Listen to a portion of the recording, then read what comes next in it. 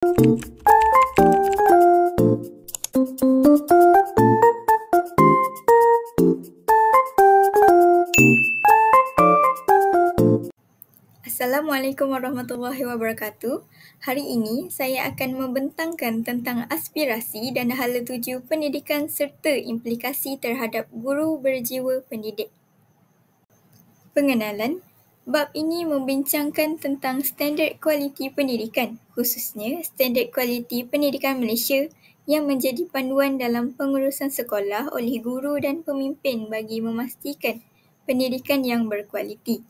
Selain itu, bab ini turut merangkumi pelan pendidikan yang dirangka untuk meningkatkan kemahiran murid Malaysia agar bersaing di peringkat global. Salah satu pelan penting yang dibincangkan ialah pelan pembangunan pendidikan negara yang berfungsi sebagai pelan tindakan untuk mentransformasikan sistem pendidikan di Malaysia. Pelan ini mengandungi 3 fasa pelaksanaan yang dikenali sebagai gelombang serta merangkumi 5 aspirasi sistem, 6 aspirasi murid dan 11 anjakan sebagai teras perubahan. Bab ini juga membincangkan tentang implikasi standard kualiti dan pelan pendidikan dalam sistem pendidikan negara. Pertama sekali, kita lihat kepada SKPM, iaitu Standard Kualiti Pendidikan Malaysia. SKPM menyatakan bahawa kualiti pendidikan penting dalam abad ke-21 untuk memastikan murid mencapai tahap global dan pengurusan pengajaran dan pembelajaran di sekolah berperanan meningkatkan kualiti pendidikan. Berikut merupakan beberapa faktor yang mempengaruhi kemenjadian murid dalam SKPM, iaitu kepimpinan sekolah, peranan guru dalam pengajaran dan pembelajaran, seterusnya pengurusan kurikulum dan kokurikulum, prasarana dan sumber pendidikan, dan pembentukan sasiah murid dan penglibatan komuniti. Seterusnya kita pergi pula kepada Standard Kualiti Pendidikan Malaysia 2010 yang diperkenalkan oleh Jemaah Nazir dan Jaminan Kualiti Kementerian Pendidikan Malaysia pada tahun 2010 untuk menggantikan SKPM Sekolah 2003. Ia berfungsi sebagai instrumen penilaian standard kualiti pendidikan yang jelas dan komprehensif. Ia juga membantu menilai dan menambah baik kualiti pendidikan di institusi pendidikan negara. Seterusnya, kita dapat lihat fungsi SKPM, iaitu menjadi panduan kepada sekolah dalam mengurus operasi untuk mencapai standard berkualiti. Seterusnya, ia juga membantu sekolah mengenal pasti kekuatan dan kelemahan melalui PKS. Fungsi SKPM juga menilai prestasi sekolah berdasarkan standard SKPM 2010. Ia merangkumi semua aspek pendidikan untuk mewujudkan iklim pendidikan yang berkualiti. Standard Kualiti Pendidikan KPM 2010 iaitu kepimpinan dan hala tuju. Kepimpinan sekolah memainkan peranan dalam menggerakkan sekolah secara berstrategi untuk meningkatkan kualiti pengajaran dan pembelajaran PDP. Seterusnya, pengurusan organisasi. Pentadbiran sekolah mengambil kira potensi dan keperluan staf, kemudahan serta sumber dalaman dan luaran bagi memastikan operasi yang cekap dan berkesan. Selain itu, pengurusan kurikulum dan kokurikulum sukan dan hal ehwal murid. Pengurusan yang cekap dan berkesan memastikan sekolah berfungsi sebagai institusi yang melahirkan murid seimbang dari segi intelek, rohani, emosi dan jasmani. Seterusnya, pengajaran dan pembelajaran. Guru merancang dan melaksanakan PDP berkualiti tinggi bagi memastikan perkembangan potensi dan pencapaian murid secara optimum. Akhir sekali, kemenjadian murid. Pendidikan di sekolah melahirkan murid yang berilmu pengetahuan, berketerampilan, berakhlak mulia, bertanggungjawab dan berkeupayaan mencapai kesejahteraan diri. Seterusnya, kita pergi kepada Standard Kualiti Pendidikan Malaysia Gelombang 2. SKPM Gelombang 2 diperkenalkan pada tahun 2017 sebagai penambahbaikan kepada SKPM 2010. Ia berkait dengan Pelan Pembangunan Pendidikan Malaysia 2013 hingga 2025 untuk meningkatkan keberkesanan pengurusan dan pengajaran. SKPM Gelombang 2 juga berorientasikan bukti dan data bagi memastikan kualiti pendidikan yang lebih tinggi. Sekolah diberikan tanggungjawab untuk melaksanakan penilaian berasaskan bukti dengan pemantauan oleh guru besar, PGB dan pemimpin sekolah. SKPM Gelombang 2 juga masih mengekalkan elemen penilaian kendiri serta menggalakkan penambahbaikan berterusan. Kita pergi pula kepada standard kualiti dan tindakan untuk mencapai standard. Yang pertama, perancangan PDPC, di mana guru menyediakan rancangan pengajaran harian, RPH, kaedah pentaksiran dan sumber pembelajaran. Guru juga perlu menetapkan tempat pembelajaran mengikut keupayaan murid serta masa dan arahan yang jelas. Yang kedua, pengawalan proses pembelajaran. Guru perlu mengelola isi pelajaran dan masa. Guru juga perlu memberi peluang penyertaan aktif murid berdasarkan objektif pembelajaran. Yang ketiga, pengawalan suasana pembelajaran. Guru perlu mengawasi komunikasi dan tingkah laku murid. Guru perlu menyusun kedudukan murid dan mewujudkan suasana pembelajaran yang menyeronokkan serta mengikut keperluan murid. Yang keempat, bimbingan murid. Guru perlu memberikan tunjuk ajar dalam pelajaran dan kemahiran. Guru juga perlu membantu murid menggunakan sumber pembelajaran dan mengaitkan ilmu secara berkesan. Yang kelima, iaitu mendorong minda murid. Guru perlu menggalakkan komunikasi dan pemikiran kritis serta mewujudkan peluang murid menyelesaikan masalah secara aktif. Yang keenam, mendorong emosi murid. Guru perlu memberikan pujian, galakan, penghargaan dan keyakinan diri kepada murid. Yang ketujuh, pelaksanaan pentaksiran. Guru perlu menggunakan pelbagai kaedah pentaksiran untuk menjalankan aktiviti pemulihan dan pengayaan secara sistematik. Yang ke-8, penlibatan murid. Murid perlu merespon, berkolaborasi dan menyelesaikan masalah secara kreatif. Ia dapat meningkatkan pemahaman berdasarkan objektif pembelajaran. Seterusnya, kita pergi kepada Pelan Pembangunan Pendidikan Malaysia iaitu PPPM. Pendidikan memainkan peranan penting dalam membentuk kualiti dan keupayaan generasi baharu. Ia juga dapat membantu murid menyesuaikan diri dengan cabaran dan perubahan global. Individu yang berkualiti mempunyai ciri-ciri seperti berikut, iaitu kreatif, kritis dan inovatif dalam menyelesaikan masalah. Yang kedua, berkemahiran dalam komunikasi. Seterusnya, mahir dan cekap menggunakan teknologi maklumat. Dan yang terakhir, mampu bekerjasama dengan orang lain. Kualiti ini amat diperlukan bagi persaingan di peringkat global. Dalam Pelan Pembangunan Pendidikan Malaysia PPPM 2013 hingga 2025 mempunyai matlamat iaitu melahirkan modal insan bertaraf dunia melalui pendidikan berkualiti. Berdasarkan pelbagai dasar dan laporan pendidikan terdahulu seperti laporan-laporan tersebut, PPPM juga mempunyai objektif utama, iaitu yang pertama menilai prestasi semasa sistem pendidikan dan membandingkannya dengan sistem antarabangsa. Yang kedua, mewujudkan visi dan aspirasi yang jelas untuk pendidikan dan setiap murid dari peringkat rendah hingga 2025. Yang ketiga, menggerakkan transformasi menyeluruh dalam sistem pendidikan dengan melaksanakan perubahan besar dalam Kementerian Pendidikan Malaysia. Seterusnya, kita pergi kepada 3 gelombang. Gelombang yang pertama pada tahun 2013 hingga 2015 berfokuskan kepada kemahiran teras dan penambahbaikan sistem pendidikan secara berstruktur. Kita lihat kepada plan tindakan untuk meningkatkan kualiti pendidikan, iaitu mengubah sistem untuk memberi lebih sokongan kepada guru dalam kemahiran utama. Seterusnya, Latihan khas untuk meningkatkan standard guru dalam matematik, sains, bahasa Melayu dan Inggeris. Selain itu, mengetatkan syarat kemasukan dan ujian bagi guru baharu. Memilih pemimpin sekolah terbaik untuk sekolah band 5, 6 dan 7. Ia juga perlu menetapkan kriteria ketat untuk pemimpin sekolah.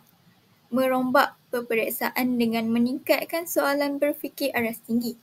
Ia juga perlu mengukuhkan penguasaan bahasa Melayu di sekolah rendah. Seterusnya, integrasi ICT dan dalam PDPC melalui iBestariNet. Selain itu, sokongan daripada PPD untuk sekolah berprestasi rendah dan murid keperluan khas. Seterusnya, meningkatkan enrolment murid ke pendidikan vokasional dan meningkatkan praktikum vokasional melalui kolaborasi dengan sektor swasta.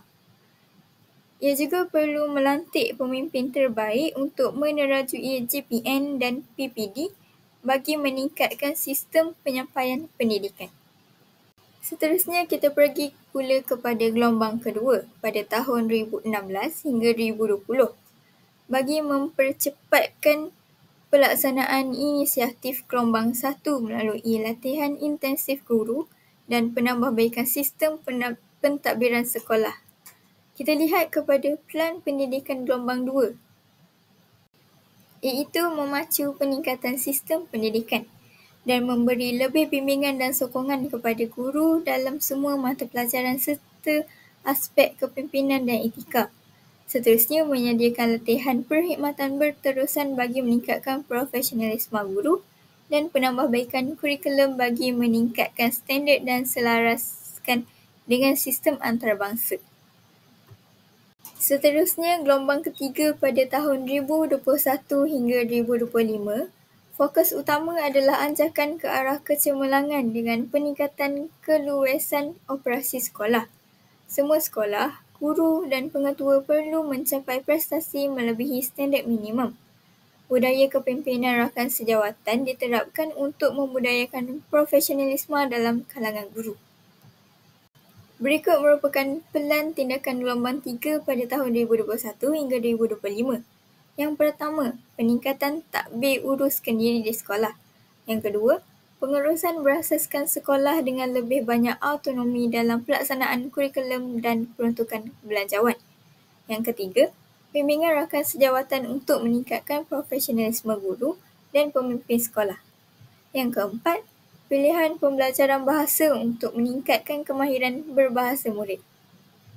Di sini kita dapat lihat 5 aspirasi sistem pendidikan negara, iaitu akses, kualiti, equity, perpaduan dan kecekapan. Dan 6 aspirasi murid, iaitu yang pertama, etika dan kerohanian. Murid berakhlak mulia, berintegriti dan mempunyai nilai murni. Yang kedua, kepimpinan, di mana murid mempunyai keyakinan diri dan kebolehan memimpin. Yang ketiga, identiti nasional, berbangga menjadi rakyat Malaysia dan memahami budaya serta sejarah negara. Yang keempat pula, kemahiran berfikir. Murid berupaya berfikir secara kritis, kreatif dan inovatif. Yang kelima, kemahiran dui bahasa. Murid menguasai sekurang-kurangnya bahasa Malaysia dan bahasa Inggeris. Yang keenam, pengetahuan. Murid perlu mempunyai ilmu yang luas dan berdaya saing dalam pelbagai bidang. Seterusnya, kita lihat kepada 11 anjakan pula. Bagi mencapai aspirasi yang dihasratkan, PPPM telah menggariskan 11 anjakan yang dijadikan tunjang kepada transformasi sistem pendidikan negara. Setiap anjakan perlu memberi impak kepada sekurang-kurangnya 1 daripada 5 keberhasilan sistem, iaitu akses, kualiti, equity, perpaduan dan kecekapan. Dapat dilihat di sini merupakan 11 anjakan dalam Pelan Pembangunan Pendidikan 2013 hingga 2025. Dan kita pergi pula kepada implikasi terhadap guru berjiwa pendidik. Guru merupakan penggerak kepada pembangunan pendidikan dengan menyahut cabaran transformasi pendidikan negara melalui Pelan Pembangunan Pendidikan Malaysia PPPM 2013 hingga 2025. Guru berperanan memastikan generasi muda diberikan pendidikan berkualiti seiring pendidikan peringkat global. Di sini, kita dapat lihat implikasi kepada guru dalam beberapa aspek seperti pengurusan pengajaran dan pembelajaran, di mana guru perlu berkeupayaan merancang dan melaksanakan proses pengajaran dan pembelajaran serta memastikan pencapaian maklumat dan objektif yang ditetapkan. Yang kedua, profesionalisme guru dilihat dalam aspek kebolehan mencorak kualiti pengajaran, kebolehan menyusun organisasi pembelajaran, kebolehan mencorak iklim dapat dilihat dalam bilik raja. Guru juga perlu bersungguh-sungguh untuk memperkembangkan potensi dan pencapaian murid serta cara berfikir, nilai dan kelakuan murid yang dijangkakan pada tahap optimum secara berterusan. Selain itu, aspek pembangunan profesionalisme. Guru harus sentiasa meningkatkan kemahiran dan pengetahuan, meneroka kaedah pengajaran baru serta menyesuaikan pendekatan mengajar dengan keperluan abad ke-21. Mereka perlu bersikap terbuka kepada perubahan, bekerjasama dan mengamalkan pembelajaran sepanjang hayat. Seterusnya, kemahiran teknologi. Standard Teknologi Pendidikan Kebangsaan (NETS) memerlukan semua guru di bilik darjah mencapai standard iaitu memudahkan dan mencetus inspirasi pembelajaran serta kreativiti murid. Guru perlu menggunakan pengetahuan tentang isi kandungan mata pelajaran, pengajaran dan pembelajaran serta teknologi untuk memudahkan cara dan mencetuskan pengalaman pembelajaran, kreativiti dan inovasi murid dalam interaksi bersemuka dan persekitaran maya. Seterusnya, aspek seperti mempunyai wawasan. Guru perlu memiliki satu wawasan yang unggul untuk mentransformasikan pelbagai aspek pendidikan, berpemikiran aras tinggi dan mampu berinovasi supaya mampu meningkatkan keberhasilan sekolah dan kemenjadian murid. Guru juga harus memikul amanah yang cukup mencabar untuk menjadikan anak murid mampu bersaing di peringkat global. Dan implikasi kepada guru dalam beberapa aspek seperti yang terakhir iaitu menjadi suri teladan. Guru perlu menjadi suri teladan untuk penghayatan nilai dan perpaduan dalam kalangan murid seperti yang ada dalam hasrat PPPM. Guru bukan sahaja perlu berperanan sebagai suri teladan kepada murid dalam apa sahaja tindakan dan tingkah laku mereka. Guru juga harus berusaha menghasilkan murid yang dibangunkan dengan identiti nasional yang kukuh melalui pengajaran dan pembelajaran, aktiviti ko-kurikulum serta aspek pembangunan sahsiah murid. Kesimpulannya, aspirasi dan hala tuju pendidikan menekankan kualiti, akses, ekuiti, perpaduan dan kecekapan dalam sistem pendidikan negara. Transformasi ini memberi implikasi besar kepada guru sebagai pendidik utama. Seorang guru berjiwa pendidik bukan sekadar mengajar, tetapi membimbing dan menginspirasi murid untuk mencapai potensi terbaik mereka. Dengan pelaksanaan Pelan Pembangunan Pendidikan Malaysia PPPM 2013 hingga 2025, guru perlu meningkatkan profesionalisme, menguasai teknologi dalam pengajaran dan menjadi pemimpin dalam bilik darjah serta komuniti sekolah. Mereka juga berperanan dalam memupuk perpaduan, membentuk nilai murni dan menyesuaikan diri dengan sistem pentadbiran sekolah yang lebih fleksibel. Bukan sahaja sekadar mengajar, tetapi sebagai ejen perubahan dalam membina generasi yang cemerlang. Sekian, itu sahaja pembentangan saya pada hari ini. Sekian, terima kasih.